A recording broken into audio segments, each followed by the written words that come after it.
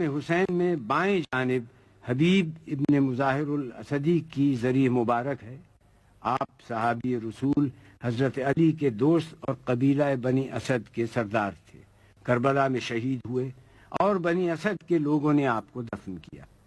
رواق میں حضرت ابراہیم المجاب کی ذریع ہے۔ آپ امام موسیٰ کاظم کے پوتے ہیں اور واقعہ کربلا کے بعد آپ کو یہاں دفن کیا گیا۔ یہ مقام شہادت ہے۔ امام حسین نے سجدہ آخر ادا کیا۔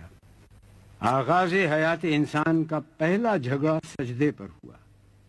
سن 61 ہجری 10 محرم عصر عاشور امام حسین نے وہ سجدہ کیا کہ رہتی دنیا تک باطل کا سر جھکا دیا اور حق کو سر بلند کر دیا۔